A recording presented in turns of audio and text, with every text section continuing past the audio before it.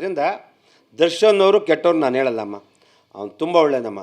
ಅವನು ಕೆಲವು ಫ್ರೆಂಡ್ಸಿಂದ ಹಂಗಾಗಿದೆ. ಅವನ ಜೊತೆ ಒಳ್ಳೊಳ್ಳೆ ಪ್ರೊಡ್ಯೂಸರ್ ಇದ್ದರು, ಒಳ್ಳೊಳ್ಳೆ ಸ್ನೇಹಿತರಿದ್ದರು, ಮೊದಲೆಲ್ಲ ಚೆನ್ನಾಗಿತ್ತು. ಅದಾದಮೇಲೆ ಕೆಲವು ಸೇರ್ಕೊಂಡಂಥ ಸಂಸ್ಥೆ ಹಂಗಾಗಿದೆ. ಇವತ್ತು ಅವನು ನೋವು ಪಟ್ಟಿದ್ದಾನೆ. ಆ ಮನೆಗೆ, ವೀರಸ್ವಾಮಿ ಮನೆಗೆ ಒಳ್ಳೇದು ಮಾಡಬೇಕು. ಆ ಹೆಣ್ಣು ಮಗುಗೆ, ಆ ಪಾಪ ಗರ್ಭಿಣಿ, ಅವ್ರು ನಮ್ಮ ಅಕ್ಕ ತಂಗಿ ಸಮಾನ.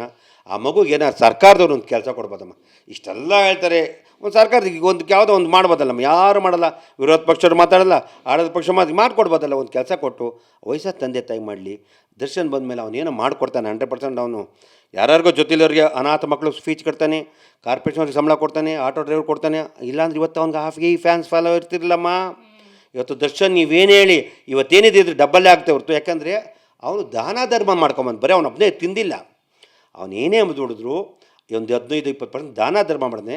ಸ್ವಲ್ಪ ಕುಡಿಯೋ ಚಟ ಐತೇನೋ, ಒಂದು ತಪ್ಪಾಗಿರ್ಬೋದು, ತಪ್ಪಾಗಿಲ್ಲ ಅಂತ ಹೇಳ್ತಲ್ಲ, ಆದರೆ ಅಷ್ಟೇ ದಾನ ಧರ್ಮನ ಮಾಡಿದೆ. ಫ್ಯಾಮಿಲಿ ಗಲಾಟೆ ಆಯಿತು, ಅನ್ಯೂನ್ಯವಾಗಿದ್ದಾರೆ. ಆಮೇಲೆ ಅದಾದಮೇಲೆ ಗಂಡ ಹೆಂಡ್ತಿ, ಅದಾದಮೇಲೆ ಅದು ಬಿಟ್ಟಾದ್ಮೇಲೆ ಈ ಥರ ಆದಾಗ ಏನಾಗುತ್ತೆ ಅದನ್ನೇ ನಾವು ತೋರಿಸ್ಬೋದು. ಒಬ್ಬ ವ್ಯಕ್ತಿ ನೀವು ನೋಡಿದ್ದೀರಾ? ಚಾಟಿಂಗ್ ಲಿಸ್ಟ್ ಅಲ್ಲಿ ನೋಡಿದ್ದೀನಲ್ಲ, ಮುದ್ದು ಹೆಂಡತಿ ಅಂತ ಬೇರೆಯವ್ರಿಗೆ ಕಳಿಸೋದು. ಅಯ್ಯೋ, ಅದಕ್ಕೆ ಫ್ರೆಂಡ್ ಆಗ 15 ವರ್ಷದ ಫ್ರೆಂಡ್ ಈಗ ಒಂದೇ ಸತಿ ಕುಡಿತಿರ್ತೀನಿ, ಬಿಟ್ಬಿಟ್ರೆ ಸತ್ತೋಗ್ಬಿಡ್ತಾನಮ್ಮ.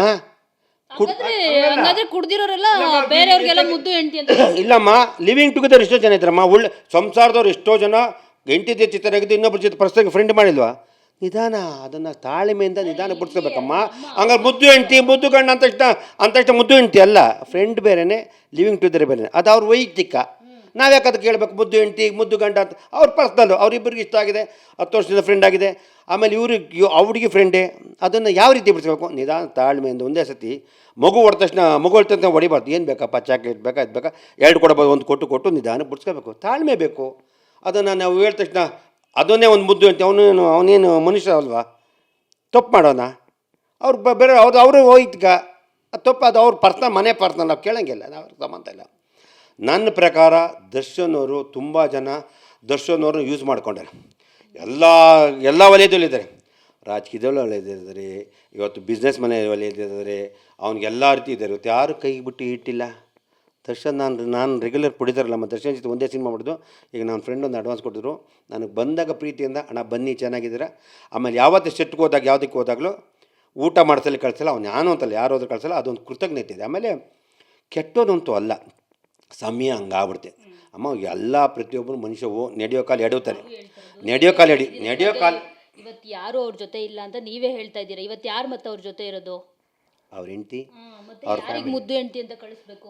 ಅಯ್ಯೋ, ಇವ್ರು ಮುದ್ದು ಹೆಂಡ್ತಿಗೆ ನನಗೆ ಫ್ರೆಂಡ್ ಇಲ್ಲ ಅಲ್ಲಮ್ಮ. ನನ್ನ ಮದುವೆ ಆಗೋಕ್ಕಿಂತ ಮುಂಚೆ ಒಂದು ಗರ್ಲ್ ಫ್ರೆಂಡ್ ಇಲ್ಲಮ್ಮ ನನಗೆ. ಆಯ್ ಬೇಬಿ ಅವಾರಿ ಅಂತ ನಾ ತಪ್ಪೇನಮ್ಮ? ಹೆಂಡತಿ ಇಲ್ಲ, ಆಯ್ ವೈಫಿ ಅವಾರಿ ಒಂದು ಆಯ್ ಮುದ್ದು ಅಂತಲ್ಲಿ ಕಳ್ಸ್ತೀನಿ. ಈಗ ನೀನು ಹೇಳ್ದಂಗೆ ಆಯ್ ಮುದ್ದು ಅಂತ ಕಳಿಸ್ತೀನಿ, ತಪ್ಪೇನಿಲ್ಲಮ್ಮ. ಫ್ರೆಂಡ್ಲಿ ಅಲ್ಲ.